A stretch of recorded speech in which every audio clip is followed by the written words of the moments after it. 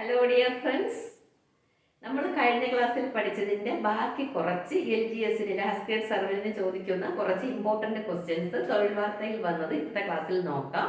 കഴിഞ്ഞ ക്ലാസ് കണ്ടിട്ടില്ലാത്തവർ എൻ്റെ പഴയ വീഡിയോ പോയി നോക്കുക. എൻ്റെ വീഡിയോ സബ്സ്ക്രൈബ് ചെയ്യുക, എങ്കിൽ നിങ്ങൾക്ക് എൻ്റെ ഈ സീരീസിലെ എല്ലാ കംപ്ലീറ്റ് വീഡിയോയും നിങ്ങൾക്ക് കിട്ടുന്നതായിരിക്കും. ഇമ്പോർട്ടൻ്റ് ക്വസ്റ്റ്യൻസ് മാത്രം തൊഴിൽ വാർത്തയിൽ നിന്ന് എടുത്തത് ഞാൻ സെലക്ട് ചെയ്തിടുന്നതാണ്. നിങ്ങളെല്ലാവരും കാണുക. അടുത്ത ക്വസ്റ്റ്യൻ നോക്കാം.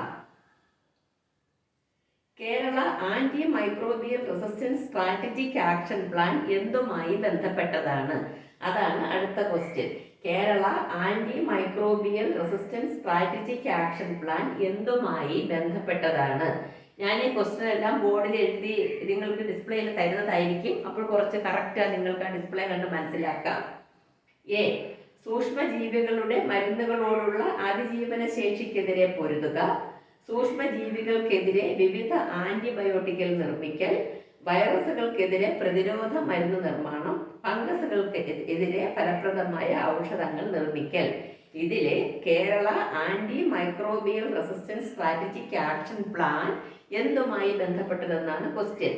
അപ്പോൾ ആന്റി മൈക്രോബിയൽ എന്നൊക്കെ പറയുമ്പോഴേ സൂക്ഷ്മജീവികൾക്ക് എഗൻസ്റ്റ് ആയിട്ടുള്ളതാണെന്ന് നമ്മൾക്ക് മനസ്സിലാക്കാൻ കഴിയും.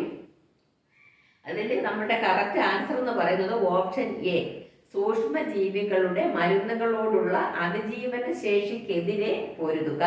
അതാണ് റൈറ്റ് ആൻസർ. ഇനി നമ്മൾക്ക് അടുത്ത ക്വസ്റ്റ്യൻ നോക്കാം. ചുവടെ പറയുന്നവരിൽ രക്തദാനം നടത്താൻ കഴിയുന്നത് ആർക്ക്? എല്ലാവർക്കും രക്തദാനം നടത്താൻ പറ്റില്ല.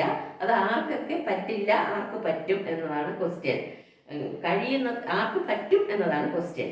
എ, ഗർഭിണികളായ സ്ത്രീകൾ, മുലയൂട്ടുന്ന അമ്മമാർ, 3 മാസം മുൻപ് രക്തദാനം ചെയ്തയാൾ, രക്തത്തിലൂടെ പകരുന്ന രോഗമുള്ളയാൾ.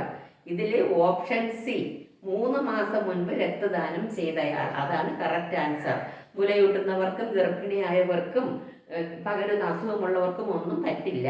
പക്ഷെ 3 മാസം മുൻപ് ബ്ലഡ് ഡൊണേറ്റ് ചെയ്തവർക്ക് ഇനിയും രക്തദാനം ചെയ്യാൻ കഴിയും. അപ്പോൾ ഓപ്ഷൻ സി. അടുത്ത ക്വസ്റ്റ്യൻ, ഏത് രോഗത്തിന്റെ പ്രതിരോധത്തിന് ഉപയോഗിക്കുന്നതാണ് OPV വാക്സിൻ? OPV എന്ന് പറഞ്ഞാലേ അറിയാം, ഓറൽ പോളിയോ വാക്സിൻ ആണ് OPV. അത് ഏതിനാണ് ഉപയോഗിക്കുന്നത്? Option A meningitis, option B typhoid, option C polio, option D tetanus. Option C പോളിയോയാണ് കറക്റ്റ് ആൻസർ. ഇനി അടുത്ത ക്വസ്റ്റ്യൻ നോക്കാം. ഈ ലിംഫോസൈറ്റിന്റെ ധർമ്മങ്ങൾ എന്തെല്ലാം? ഓപ്ഷൻ എ, മറ്റ് പ്രതിരോധ കോശങ്ങളെ ഉത്തേജിപ്പിക്കുന്നു, വൈറസ് ബാധിച്ച കോശങ്ങളെ നശിപ്പിക്കുന്നു, വിത്ത് കോശങ്ങളുടെ നിർമ്മാണത്തിൽ സഹായിക്കുന്നു, ക്യാൻസർ കോശങ്ങളെ നശിപ്പിക്കുന്നു. ഇതില് ഓപ്ഷൻ എയില് എല്ലാം ശരിയാണ്. ഓപ്ഷൻ ബി 1, 2, 3 ശരിയാണ്. ഓപ്ഷൻ സി 2, 3, 4 ശരി. ഓപ്ഷൻ ഡി 1, 2, 4 ശരി. ഇതിൽ നമ്മുടെ കറക്റ്റ് ആൻസർ ഓപ്ഷൻ ഡി 1, 2, 4 എന്ന് പറഞ്ഞാൽ ഇത് വിത്ത് കോശങ്ങളുടെ നിർമ്മാണത്തിൽ സഹായിക്കില്ല, പക്ഷെ ബാക്കി എല്ലാ കർമ്മങ്ങളും ചെയ്യും. പ്രതിരോധ കോശങ്ങളെ ഉത്തേജിപ്പിക്കും, വൈറസ് ബാധിച്ച കോശങ്ങളെ നശിപ്പിക്കും, ക്യാൻസർ കോശങ്ങളെയും നശിപ്പിക്കും. അതുകൊണ്ട് ഓപ്ഷൻ ഡി ആണ് കറക്റ്റ് ആൻസർ. അടുത്ത ക്വസ്റ്റ്യൻ, ഏത് ശാരീരിക അവസ്ഥ പരിശോധിക്കാനുള്ള ടെസ്റ്റാണ് PTT? 4 ഓപ്ഷൻസ് ഉണ്ട്. എ, നിലയ്ക്കാത്ത രക്തസ്രാവം, രക്തത്തിലെ ഹീമോഗ്ലോബിൻ നില, രക്തത്തിലെ അരുണരക്താണുക്കളുടെ എണ്ണം, രക്തത്തിലെ പ്ലേറ്റ്ലെറ്റുകളുടെ എണ്ണം. ഇതിൽ കറക്റ്റ് ആൻസർ PTT ടെസ്റ്റ് എന്ന് പറയുന്നത് നിലയ്ക്കാത്ത രക്തസ്രാവം. ഓപ്ഷൻ എ ആണ് കറക്റ്റ് ആൻസർ, നിലയ്ക്കാത്ത രക്തസ്രാവം. അടുത്ത ക്വസ്റ്റ്യൻ, ഏത് ജില്ലയിലെ വിവിധ പ്രദേശങ്ങളിൽ കൃഷിക്ക് ആവശ്യമായ വെള്ളം എത്തിക്കാനുള്ള പദ്ധതിയാണ് പെരിയാർ വാലി ഇറിഗേഷൻ പ്രോജക്റ്റ്? അത് ഏത് ജില്ലയുടേതാണ്? Option A Kottayam, option B Idukki, option C Ernakulam, option D Pathanamthitta. ഇതിൽ ഓപ്ഷൻ സി എറണാകുളമാണ് right answer. Periyar valley irrigation project Ernakulam. അടുത്ത ക്വസ്റ്റ്യൻ, ശരിയല്ലാത്ത പ്രസ്താവന ഏത്? എറണാകുളം ജില്ലയിലാണ് തട്ടേക്കാട് പക്ഷികേന്ദ്രം, തട്ടേക്കാട് പക്ഷിസങ്കേതത്തിന്റെ മറ്റൊരു പേരാണ് ഡോക്ടർ സാലിം അലി പക്ഷിസങ്കേതം. ചാലക്കുടി പുഴയുടെ തീരത്താണ് തട്ടേക്കാട് പക്ഷിസങ്കേതം. തട്ടേക്കാട് പക്ഷിസങ്കേതം 1983 നിലവിൽ വന്നത്. ഇതിലെ ശരിയല്ലാത്ത പ്രസ്താവന ഏതെന്നാണ്? ശരിയല്ലാത്തത് ഓപ്ഷൻ സി, ചാലക്കുടി പുഴയുടെ തീരത്താണ് തട്ടേക്കാട് പക്ഷിസങ്കേതം എന്നുള്ളതാണ് റോങ് ആൻസർ. അതാണ്. ഇനി അടുത്ത ക്വസ്റ്റ്യൻ നോക്കാം. കേരളത്തിലെ കിഴക്കോട്ടൊഴുകുന്ന നദികളിൽ ഒന്നായ പാമ്പാർ ഒഴുകുന്ന വന്യജീവി സങ്കേതമേത്? A Chimmini, B Parambikulam, C Chinnar, D Thekkady. കേരളത്തിലെ കിഴക്കോട്ടൊഴുകുന്ന നദികളിൽ ഒന്നായ പാമ്പാർ ഒഴുകുന്ന വന്യജീവി സങ്കേതം. ഇതിൽ ഓപ്ഷൻ സി ആണ്, ചിന്നാർ. Option C, Chinnar. അടുത്ത ക്വസ്റ്റ്യൻ നോക്കാം. കേരളത്തിലെ വിവിധ വെള്ളച്ചാട്ടങ്ങൾ, നദികൾ എന്നിവയുടെ പട്ടിക ചുവടെ നൽകുന്നു. ശ്രദ്ധിച്ച് കേട്ടോളണം.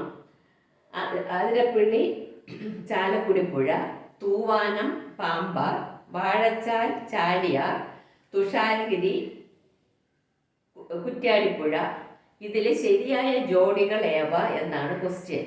അതിൽ ഓപ്ഷൻ എ എല്ലാം ശരിയാണ്, ഓപ്ഷൻ ബി 1ഉം 2ഉം മാത്രം ശരി, ഓപ്ഷൻ സി 1ഉം 2ഉം 3ഉം ശരി, ഓപ്ഷൻ ഡി 2ഉം 3ഉം 4ഉം ശരി. ഇതിലേതാണ് ശരി? കേരളത്തിലെ വിവിധ വെള്ളച്ചാട്ടങ്ങൾ, നദികൾ എന്നിവയുടെ പട്ടിക ചുവടെ നൽകുന്നു. അതിൽ ഓപ്ഷൻ ബി 1ഉം 2ഉം മാത്രമാണ് ശരി. ഏതൊക്കെയാണ് 1ഉം 2ഉം? ആതിരപ്പള്ളി ചാലക്കുടി പുഴയാണ്, തൂവാനം പാമ്പാർ നദിയാണ്. ഇത് രണ്ടും മാത്രമാണ് ശരിയായിട്ടുള്ളത്.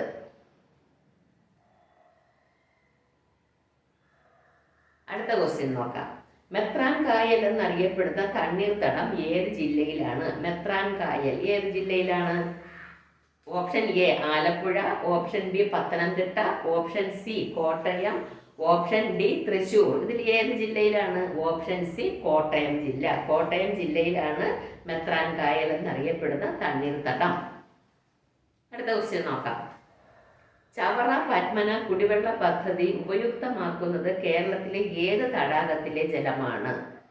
ഓപ്ഷൻ എ ശാസ്താംകോട്ട കായൽ, ഓപ്ഷൻ ബി വെള്ളായണി കായൽ, ഓപ്ഷൻ സി പുന്നമടക്കായൽ, ഓപ്ഷൻ ഡി അഷ്ടമുടിക്കായൽ. ഇതിൽ ഓപ്ഷൻ എ ശാസ്താംകോട്ട കായലാണ് കറക്റ്റ് ആൻസർ. ചവറ പത്മന കുടിവെള്ള പദ്ധതി ഉപയുക്തമാക്കുന്നത് കേരളത്തിലെ ഏത് തടാകത്തിലെ ജലമാണ് എന്നുള്ളതിന് ശാസ്താംകോട്ട കായലിലെ ജലമാണ്. അടുത്ത ക്വസ്റ്റ്യൻ. പഴശ്ശി അണക്കെട്ട് ഏത് പുഴയിലാണ് നിർമ്മിച്ചിരിക്കുന്നത്? 4 ഓപ്ഷൻസ് ഉണ്ട്. ചാലിയാർ, വളപട്ടണം പുഴ, കോരപ്പുഴ, ചന്ദ്രഗിരി പുഴ. ഇതിൽ ഏതിലാണ് പഴശ്ശി അണക്കെട്ട് നിർമ്മിച്ചിരിക്കുന്നതെന്നാണ്? വളപട്ടണം പുഴയാണ് correct answer. Option B Valapattanam പുഴ. അടുത്ത ക്വസ്റ്റ്യൻ. കൊച്ചി മെട്രോയിലെ ട്രെയിനുകൾക്ക് നൽകിയിട്ടുള്ള പേരുകളെ പറ്റി ഏതാനും വിവരങ്ങൾ ചുവടെ നൽകുന്നു.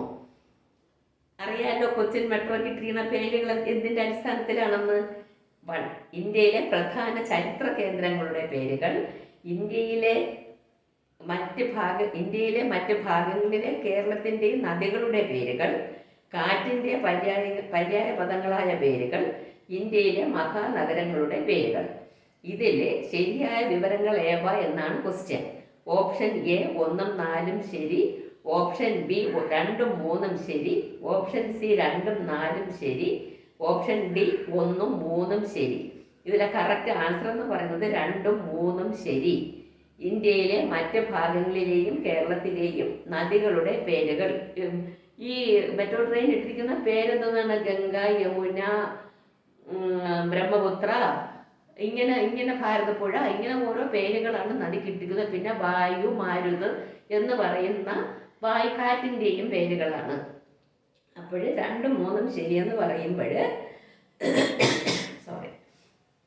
ഇന്ത്യയിലെ മറ്റ് ഭാഗങ്ങളിലെയും കേരളത്തിലെയും നദികളുടെ പേരുകൾ, പിന്നെ കാറ്റിൻ്റെ പര്യായ പദങ്ങളായ പേരുകൾ, അതാണ് വായു, മാരുത് മുതലായവ. ഇനി നമ്മൾക്ക് അടുത്ത ക്വസ്റ്റ്യൻ നോക്കാം. ചെമ്മീൻ കൃഷി വികസനത്തിനായി സംസ്ഥാന സർക്കാർ രൂപം നൽകിയ സ്ഥാപനം ഏത്? ചെമ്മീൻ കൃഷി നടത്തുന്നതിന് വേണ്ടി. മത്സ്യഫെഡ്, മത്സ്യസമൃദ്ധി, അഡാക്ക്, സാബ്. ഇതിൽ അഡാക്കാണ് ഓപ്ഷൻ ബി അഡാക്കാണ് റൈറ്റ് ആൻസർ. ചെമ്മീൻ കൃഷി വികസനത്തിനായി സംസ്ഥാന സർക്കാർ രൂപം നൽകിയ സ്ഥാപനമാണ് അഡാക്ക്. അടുത്ത ക്വസ്റ്റ്യൻ നോക്കാം. കേരളത്തിലെ ഏത് നദിക്ക് കുറുകെയാണ് മാർത്താണ്ഡവർമ്മ പാലം നിർമ്മിച്ചിരിക്കുന്നത്?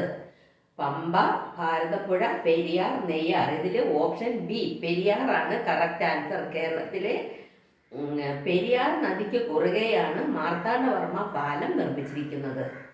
അടുത്ത ക്വസ്റ്റ്യൻ നോക്കാം.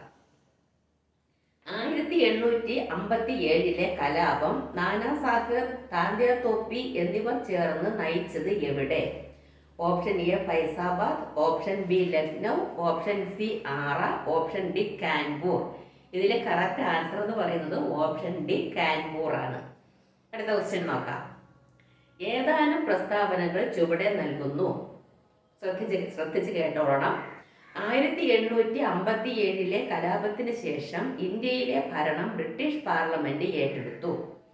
അടുത്തത്, ബ്രിട്ടീഷ് സാമ്പത്തിക ചൂഷണത്തിന്റെ ഏറ്റവും തീവ്രമായ ഘട്ടം 1857 ശേഷമായിരുന്നു. അടുത്തത്, 19-ാം നൂറ്റാണ്ടിന്റെ രണ്ടാം പകുതിയിൽ ഇന്ത്യയിൽ 24 വൻ ക്ഷാമങ്ങൾ ഉണ്ടായി. അടുത്തത്, ഈ ക്ഷാമങ്ങളിൽ 2 കോടിയോളം ആളുകൾ മരിച്ചു. ശരിയായ പ്രസ്താവനകൾ ഏവ എന്താണ് ക്വസ്റ്റ്യൻ? എ പ്രസ്താവനകൾ എല്ലാം ശരി, ബി 1ഉം 2ഉം മാത്രം ശരി, സി 3ഉം 4ഉം മാത്രം ശരി, ഡി 1ഉം 3ഉം 4ഉം ശരി. ഇതിലെ കറക്റ്റ് ആൻസർ എന്ന് പറയുന്നത് എ ആണ്. പ്രസ്താവനകൾ എല്ലാം ശരി. അടുത്ത ക്വസ്റ്റ്യൻ നോക്കാം. ആരുടെ കൃതിയാണ് poverty and un-British rule in India? ആരുടെ കൃതിയാണ്? A Gopalakrishna Gokhale, B Ramesh Chandra Dutt, C Firoz Shah Mehta, D Dadabhai Naoroji. ഇതില് ദാദാഭായ് നവറോജിയുടേതാണ് ആ കൃതി. ഏതാണ്? Poverty and un-British rule in India. അത് ദാദാഭായ് നവറോജിയുടേതാണ്. അടുത്ത ക്വസ്റ്റ്യൻ നോക്കാം. ഇന്ത്യൻ ദേശീയ പ്രസ്ഥാനത്തിന്റെ നഴ്സറി എന്നറിയപ്പെട്ട പ്രദേശം ഏത്? ഇന്ത്യൻ ദേശീയ പ്രസ്ഥാനത്തിന്റെ nursery. A Punjab, B Deccan, C Bengal, D Sindh. ഇതില് സി ബംഗാളാണ് കറക്റ്റ് ആൻസർ. അടുത്ത ക്വസ്റ്റ്യൻ നോക്കാം.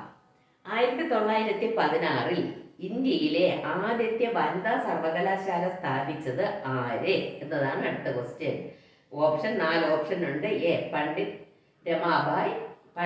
Ramabai, D K Karve, Atmaram Pandurang, Rabindranath Tagore. ഇതിലെ കറക്റ്റ് ആൻസർ എന്ന് പറയുന്നത് option B D K Karve ആണ് ആദ്യത്തെ വനിതാ സർവകലാശാല സ്ഥാപിച്ചത്. 1916 ഇന്ത്യയിലെ ആദ്യത്തെ വനിതാ സർവകലാശാല സ്ഥാപിച്ചത്. അടുത്ത ക്വസ്റ്റ്യൻ നോക്കാം. സ്വാതന്ത്ര്യാനന്തരം ഇന്ത്യ പാക് വിഭജനത്തെ തുടർന്ന് രക്തരൂഷിതമായ കലാപം നടന്ന നവഖാലി എവിടെയായിരുന്നു? Option A Punjab, option B Sindh, option C Maharashtra, option D Bengal. ഇതിലും ആൻസർ ഓപ്ഷൻ ഡി ആണ്, ബംഗാളാണ് ആൻസർ. അടുത്ത ക്വസ്റ്റ്യൻ നോക്കാം. വിഭജന കാലത്തെ സംഭവങ്ങളെ ആസ്പദമാക്കി ട്രെയിൻ ടു പാകിസ്ഥാൻ എന്ന സിനിമ നിർമ്മിച്ചതാര്? Option A Ritwik Ghatak, option B Govind Nihalani, option C Pamela Rooks, option D MS Sathyu. ഇതിൽ കറക്റ്റ് ആൻസർ എന്ന് പറയുന്നത് ഓപ്ഷൻ സി പമേല റോക്സ് ആണ് കറക്റ്റ് ആൻസർ. അടുത്ത ക്വസ്റ്റ്യൻ നോക്കാം. സ്വാതന്ത്ര്യാനന്തരവും പോർച്ചുഗീസ് അധിനിവേശ പ്രദേശങ്ങളായിരുന്നത് ഏതെല്ലാം? സ്വാതന്ത്ര്യാനന്തരം പോർച്ചുഗീസ് അധിനിവേശ പ്രദേശങ്ങളായിരുന്നത് ഏതെല്ലാം? 4 തന്നിട്ടുണ്ട്. ദാദൻ, ദിയു, ഗോവ, യാനം. അതിൽ 4 ഓപ്ഷൻസ് ഉണ്ട്. എല്ലാം ശരിയാണ്. ഓപ്ഷൻ ബി 1ഉം 3ഉം മാത്രം ശരി, ഓപ്ഷൻ സി 2ഉം 3ഉം ശരി, ഓപ്ഷൻ ഡി 1ഉം 2ഉം 3ഉം ശരി. ദാമൻ, ദിയു, ഗോവ ഇതാണ് കറക്റ്റ് ആൻസർ. അപ്പോഴും 1ഉം 2ഉം 3ഉം ശരി. ഓപ്ഷൻ ഡി 1ഉം 2ഉം 3ഉം ശരി. അതാണ് ആൻസർ. അടുത്ത ക്വസ്റ്റ്യൻ നോക്കാം. ഭാഷാടിസ്ഥാനത്തിലെ സംസ്ഥാന പുനഃസംഘടനാ കമ്മീഷനിലെ അംഗങ്ങൾ ആരെല്ലാമായിരുന്നു? ഭാഷാടിസ്ഥാനത്തിലെ സംസ്ഥാന പുനഃസംഘടനാ കമ്മീഷനിലെ അംഗങ്ങൾ ആരെല്ലാമായിരുന്നു എന്നതാണ് question. A Fazal Ali K Panikkar, HN Kunzru. Option B Fazal Ali, Potti Sriramulu, KM Panikkar. Option C Muhammad Iqbal, KM Munshi, HN Kunzru. Option D Pattabhi Sitaramayya, Fazal Ali, KM Panikkar. ഇതിൽ കറക്റ്റ് ആൻസർ ഓപ്ഷൻ എ ആണ്.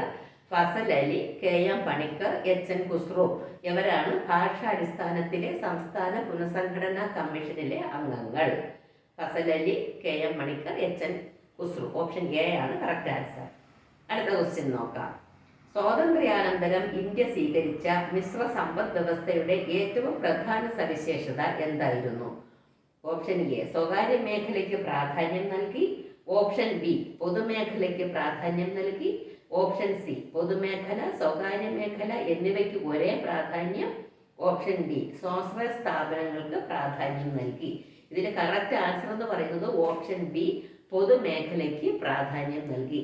സ്വാതന്ത്ര്യാനന്തരം ഇന്ത്യ സ്വീകരിച്ച മിശ്ര സമ്പദ് വ്യവസ്ഥയുടെ ഏറ്റവും പ്രധാന സവിശേഷത ഇതായിരുന്നു, പൊതുമേഖലയ്ക്ക് പ്രാധാന്യം നൽകി. Option B. ഇന്നത്തെ ഈ വീഡിയോ ഞാൻ ഇവിടെ അവസാനിപ്പിക്കുകയാണ്. ഇത് തുടരും. നിങ്ങളെല്ലാം എൻ്റെ എല്ലാ സീരീസും കാണണം. നിങ്ങളുടെ പരീക്ഷയ്ക്ക് ഫുൾ മാർക്കും വാങ്ങി റാങ്ക് ലിസ്റ്റ് ഇടം നേടണം. എൻ്റെ ചാനൽ ഇഷ്ടപ്പെട്ടെങ്കിൽ നിങ്ങൾ സബ്സ്ക്രൈബ് ചെയ്യുക, ഫ്രണ്ട്സിനെല്ലാം ഷെയർ ചെയ്ത് കൊടുക്കുക, ലൈക്ക് ചെയ്യുക. എന്തെങ്കിലും സംശയമൊക്കെ ഉണ്ടെങ്കിൽ കമൻറ്റ് ഇടുക. ഓക്കെ.